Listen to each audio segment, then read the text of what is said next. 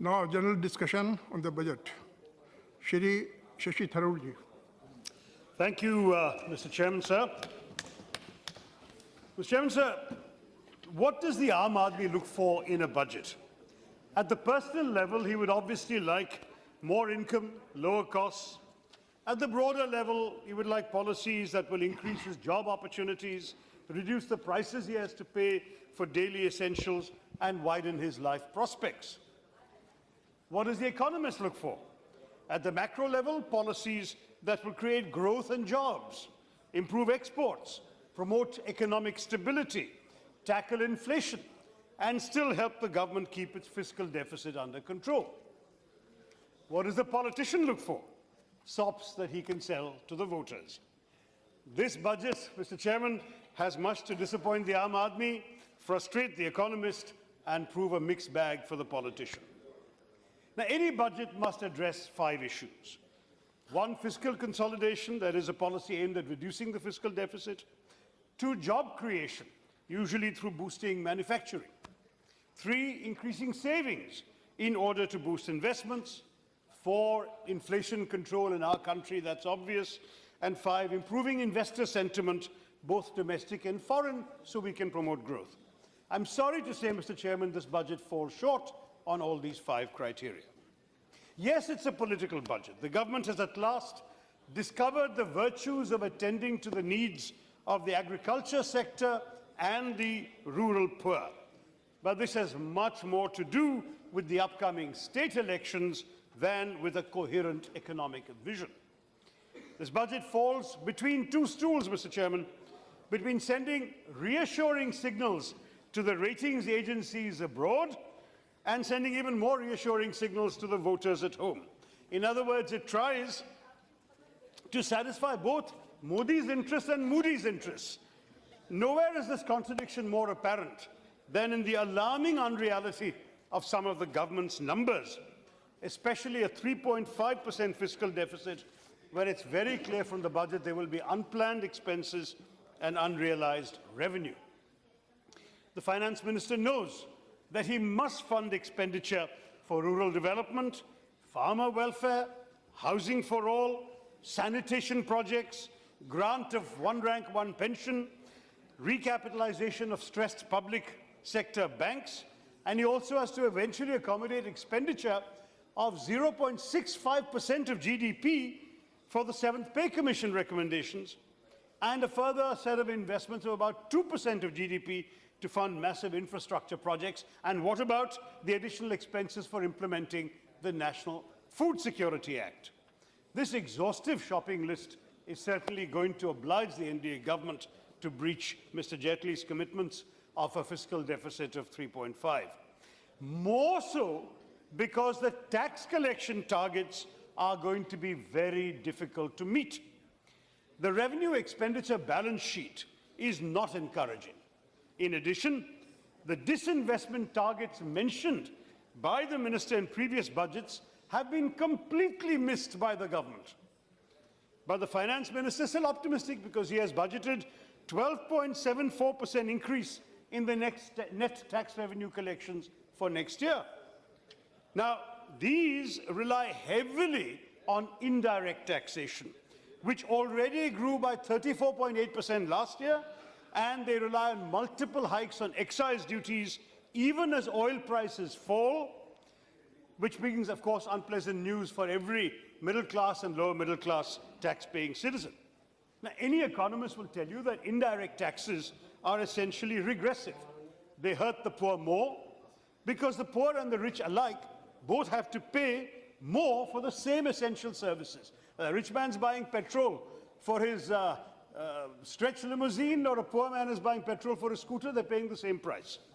So the government has been meeting its fiscal deficit targets on the backs of the Aam Aadmi instead of boosting the real incomes of the poor by cutting indirect taxes.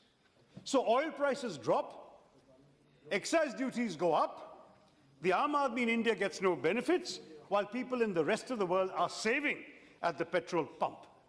No wonder this fiscal year the centre was able to rake in 54,334 crores over the estimates for the union excise duties and has also increased its estimate for the year by 27% to 3.18 lakh crores. जैसे गालिब शायद लिख सकता था, हजारों ख्वाहिशों ऐसी कि हर ख्वाहिश पे दम निकले, हजारों ख्वाहिशें ऐसी कि हर ख्वाहिश पे दम निकले, हम चले थे सस्ता पेट्रोल लेने, लौटे टैक्स का बोझ लिए।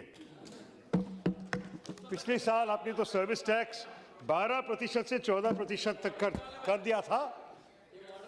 उसके बाद ½ स्वच्छ भारत सेस भी लागू किया और इस साल ½ कृषि कल्याण सेस लगा दिया है।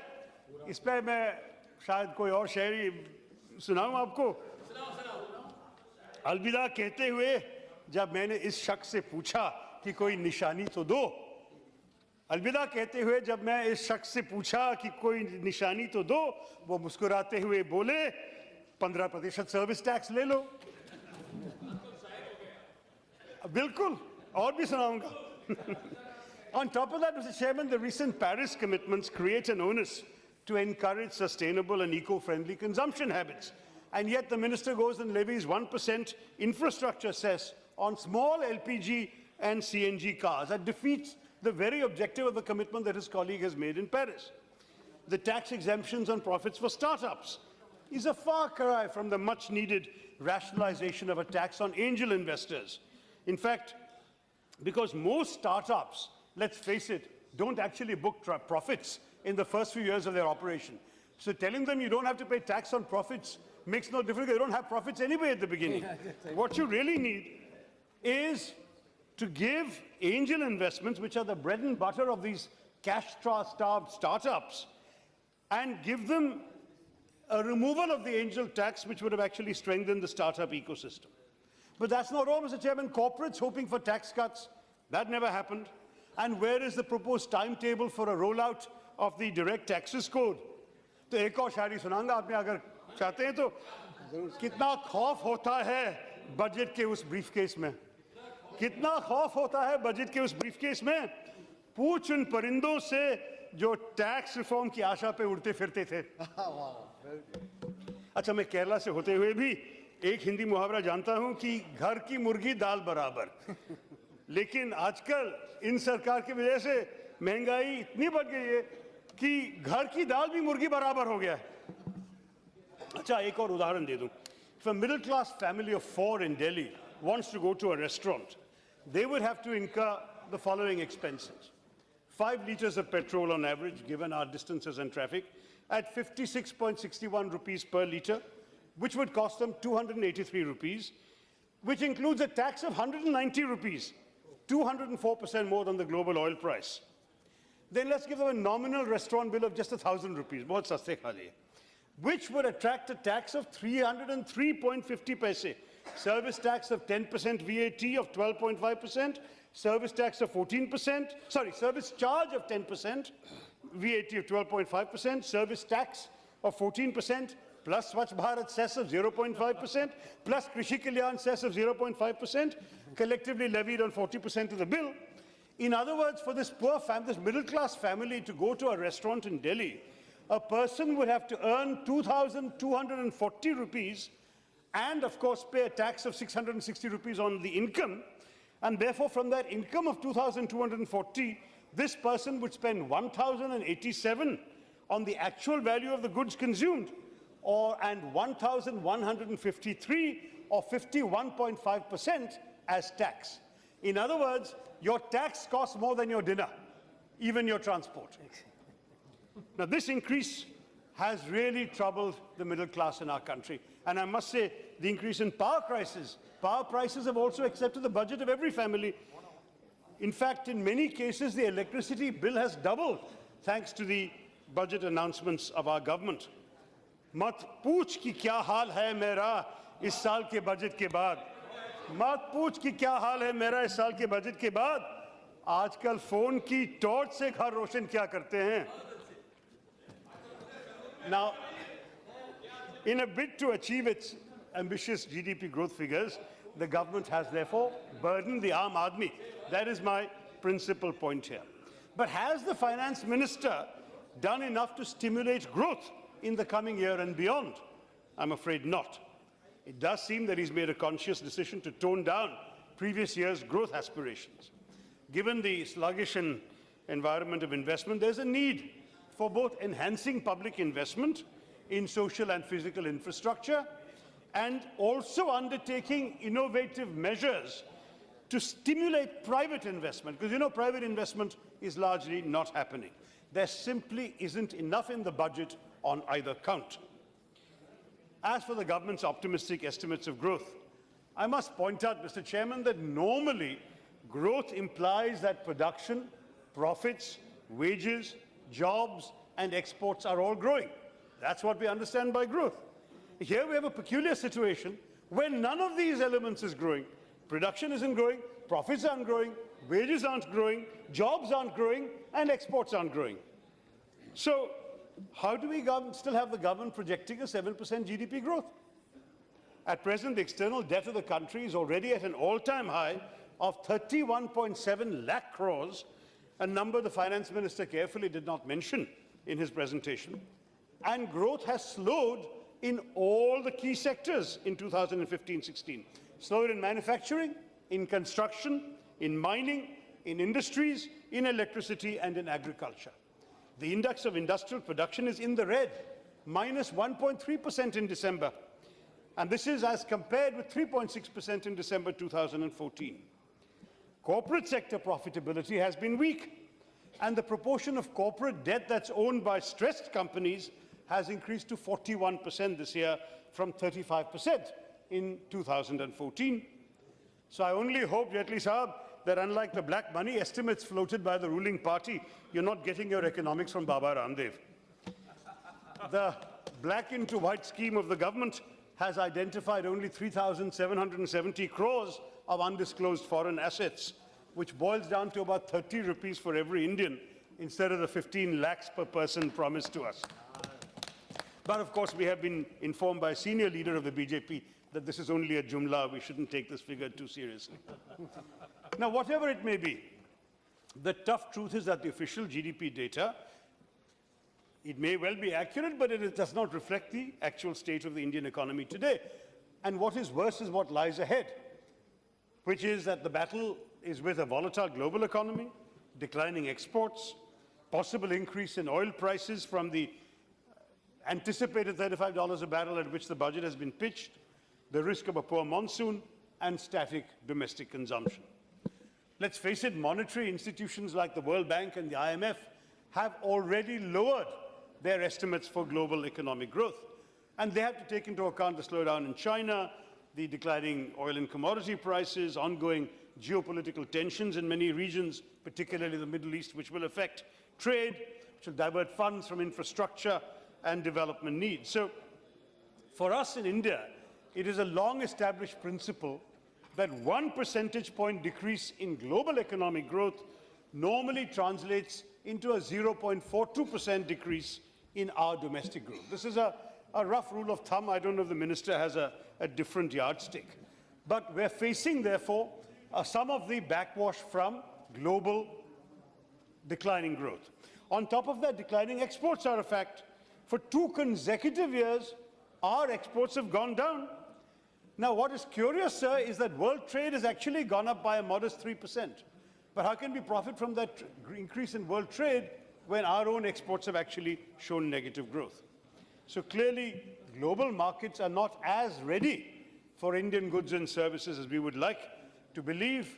We've had the Make in India slogan going around for a while, but it looks like if we don't increase domestic consumption, we're not going to push up our growth rates because foreigners aren't buying our goods. Now, obviously, the monsoon is something that we are all praying for, that it'll be good for the farmers. But the truth of the matter is, again, that the El Nino effect last year took away 0.7 percentage points from our GDP growth. And this year, the government, in its optimism, has clearly overlooked the warnings of the Intergovernmental Panel on Climate Change about the adverse and continuing impact of climate change on rainfall. I certainly wish our Finance Minister luck in reversing the climate change forecast within a few months. and inducing a favorable monsoon to improve the rural economy. But what happens if it doesn't happen? What happens if we don't have a favorable monsoon? Where do these numbers go? But to return to the government's numbers on disinvestment, the government managed to raise, last year they announced a target of 69,500 crore for disinvestment. They raised only 25,312 crore. Okay, massive shortfall. Despite this dose of cold water from the markets, the government has again announced an ambitious target of 56,000 crore for the fiscal year 2016-17. Is this credible? Or is it an example of what one might call, with this very faith-based government, what one might call faith-based budgeting? Now, there are some positives. I don't want to stand here and only say negatives about the budget. We welcome the increased allocations for Swachh Bharat. I may point out that so far, the allocations of Swachh Bharat have been below the levels of the UPA sanitation budgets. But now it has gone up. Roads and highways, we know. Manrega, the finance minister said it was the highest ever allocation. It's not. It is still below the 2010-11 levels of the Manrega budget of UPA. Budget levels. System of accounting was budget for 40,000, spend 29,000. Actually spend, we will take that comparison. Right now you're comparing budget to budget. Current year we've spent much higher. This is the first budget after a decade where the revised estimates are higher than the budget estimates. So when we see you actually spending that money, we will accept your point with pleasure, Mr. Finance Minister. Gram Panchayat should get more money. We have been calling for that for years. We're pleased. LPG for cooking for poor rural women. That is a very important point. No one who has been to a village hut and seen these women struggling with the smoke from chulhas, from wood fires, coal fires, cow dung fires, can possibly disagree with the finance minister. LPG is wonderful. I only hope the government's policies leave these poor women and their families enough money so they can have something to cook with the LPG. That is the big anxiety we have. And I also hope, of course, that the government will find the money to fulfill all the promises that I've just summarized. Certainly, the urban component of the Swachh Bharat Abhiyan didn't exist in last year's budget. It will strengthen, I believe, drainage and sewerage systems of the cities. I'm only sorry that it took the Chennai floods to clear the haze off the eyes of the government and put this very valuable new idea in. And as a member of the previous government, I couldn't help feeling vindicated to see the government embracing UPA ideas that it had earlier bitterly opposed, from strengthening the Aadhaar platform to Manrega itself, to welcoming 100% FDI in food processing. And I'm very glad that the government has seen the error of its ways in withdrawing the proposal to tax EPF. This was an unwelcome proposal which really overlooked the reality of why middle-class people actually withdraw their money from the Provident Fund. They do it for expenses, not to create new annuities. So I'm glad the government has withdrawn the proposal. And if I can look at all this list of UPA achievements and their actions, I can certainly quote another poet. Nazar ko badlo to nazare badal jate hain. Soch ko badlo to sitare badal jate hain. Kashtiyan badalne ki zarurat nahi. Disha ko badlo to kinare khud badal jate hain. And that would be the right thing for the NDA to do, taking more of the very good ideas the UPA implemented over the last few years.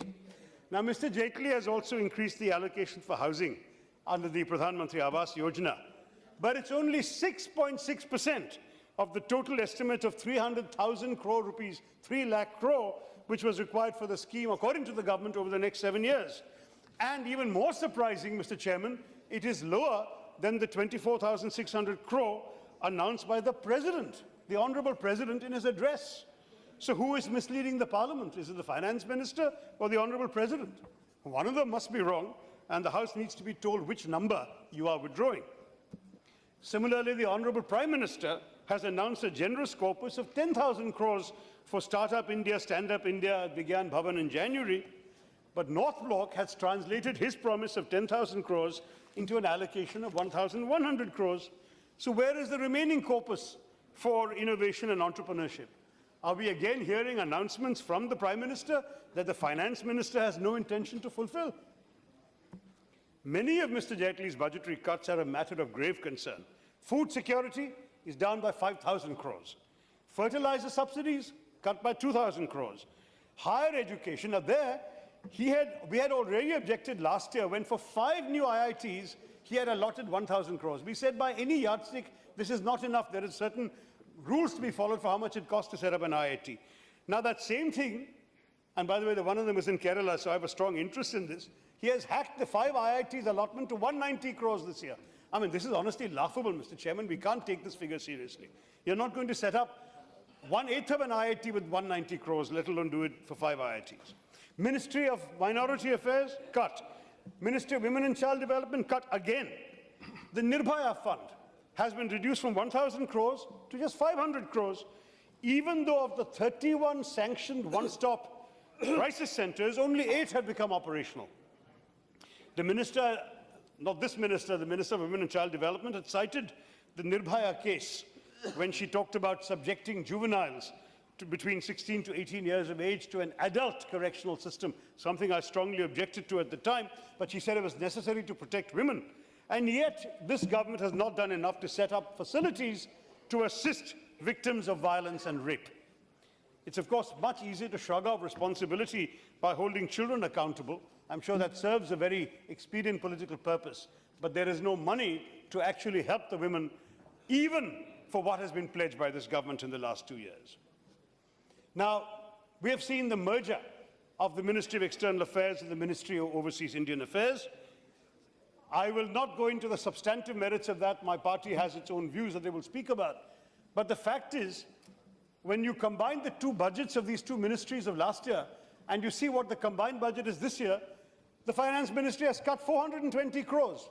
So the Prime Minister talks of the Indian diaspora, he addresses the Indian diaspora, he talks about how important it is to support the well-being of the Indian diaspora, but the funds allotted to their well-being have been cut by the Finance Ministry. As it is, as the Standing Committee on External Affairs has repeatedly pointed out, the Ministry of External Affairs is grossly underfunded.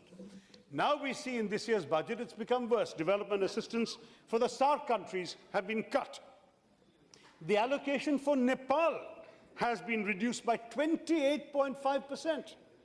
Even though this is a country still recovering from a devastating earthquake, a terrible natural disaster, facing nationwide shortages. Now, I must say, I have really, having seen the way in which every request of the MEA is hacked by North Bloc, that the biggest challenge for Indian foreign policy is not Pakistan, sir, it's the Finance Ministry. Now, even the central plan outlay for the Ministry of Environment and Forests, including the National Afforestation Programme, has seen a budgetary cut of 66%. They had 1,446 crores in 2015-16. Now it's down to 480 crores. And that too just after the minister has gone and made these extravagant commitments at the climate summit in Paris. No additional funds appear to have been earmarked for the pledges made by India at COP21. One cannot even find the faintest mention of a reserve to start fulfilling a requirement of $2.5 trillion announced by the government of India for the Paris commitments over the next 15 years. Now, we're going to be spending $2.5 trillion over the next 15 years. You better start now. But the finance minister has not given 1 paise for these commitments. Let's face it, making promises with no intention to fulfill them is not exactly unfamiliar territory for this government. Too many promises from the previous budgets have not been executed or fulfilled. What happened to the Expenditure Reforms Commission announced in Mr. Jaitley's first budget speech? Never heard about it. What about last year's SETU, self-employment and talent utilization? You have not taken the House into confidence, sir. Therefore, you should keep yourself informed. Yes, you have not placed them in Parliament, Mr. Minister. So what happened to the self-employment and talent utilization, or SETU, and the Atal Innovation Mission, or AIM, which were announced by great fanfare by you last year, but were not funded or even mentioned by you this year? Anyway, let me, as an MP from Kerala, also point out that despite the state government of Kerala submitting its final logistics, funds have not been found yet for an All India Institute of Medical Sciences in my state. The promise made by, if not this minister, another minister, I cannot remember immediately off the top of my head, to declare Sabrimala as a national pilgrimage center with extra resources to boost tourism remains unfulfilled. Where is the promised corpus for rubber farmers? assistance for economically vulnerable immigrants returning from the Gulf countries. None of these commitments are mentioned in the budget. My own request for establishing a National Institute of Medicinal Plants in Trivandrum has been overlooked, a national centre for Ayurveda, despite the government's declared desire to promote Ayurveda, for which it even constituted a separate ministry. It has failed to harness Kerala's potential in traditional knowledge and Ayurvedic medicines and herbs. But that is perhaps seen as a parochial point. I'm sure as one state has concerns, every state has concerns, Mr. Chairman. And the government's implementation rate of its previous promises is not encouraging. Last year, Mr. Jaitley promised that 6 crore toilets would be built. The actual achievement is barely 10%, 62 lakh toilets. And not all of those have water or electricity. The government should have completed the mammoth task of laying pipes for water supply for more than 60% of rural households that don't have piped water. While 5,000 crores for 2016 is a bit of an increase from last year's allocation for water supply, it is much less than the 11,000 crores allocated by the UPA in 2013. I know this is a leap year budget, clearly because it requires a leap of faith to trust the BJP's numbers. The finance minister also missed an opportunity to devote more resources in a targeted way to something that his colleagues have trumpeted repeatedly in this House, the need to install broadband and increase internet speed in both rural and urban areas. The national optical fiber network is far behind its intended coverage of 250,000, 2.5 lakh gram panchayats. They've only reached 40,000 gram panchayats.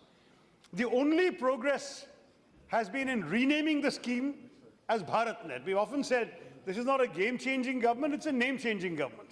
Sare naam badal diye. New deadlines.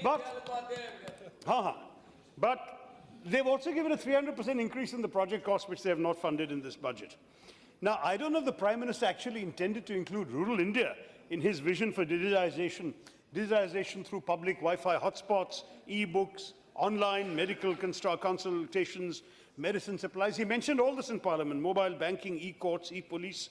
But with 70% of our rural households operating without the internet, mobile phones that don't have internet connectivity, how can they access any of these services? How will you have the direct benefit transfers that the minister has been proudly talking about, the so-called jam trinity? I mean, this may be jam in the urban areas, there's no jam in the rural areas, because only 27% of villagers in our country have a bank within a radius of 5 kilometers.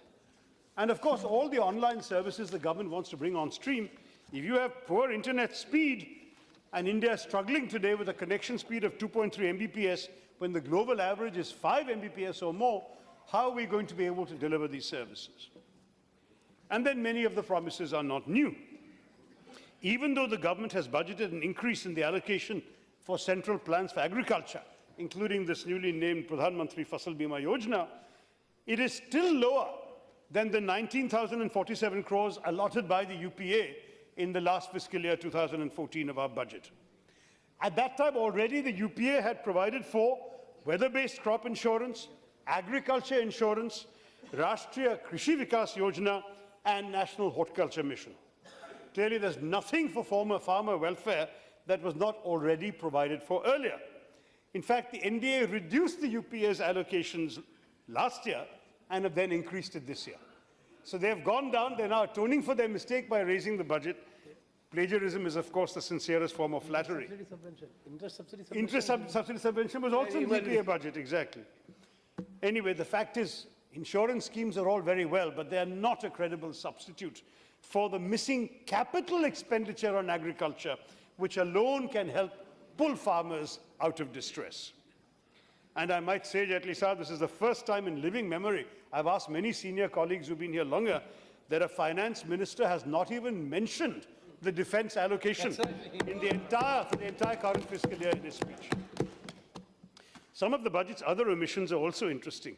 The government has raised taxes on tobacco products, saying it causes cancer, but not BDs. So is it signaling that it's okay for the poor BD smoker to die of cancer, but the rich middle class and upper middle class cigarette smoker must stay alive, so we must tax him? And what about social sector spending? According to the latest World Development Indicators data, public spending on health and education is just 4.7% of GDP in India, compared with 7% in sub-Saharan Africa. People think sub-Saharan Africa is the poorest part of the world. They're spending 7% on health and education, we're spending 4.7%. East Asia, 7.2%, Latin America, 8.5%, and the rich OECD countries, 13.3%. So it's not a question of wealth or the amounts of money you're spending, it's the percentage. What priority are you giving it? And frankly, if you take the entire basket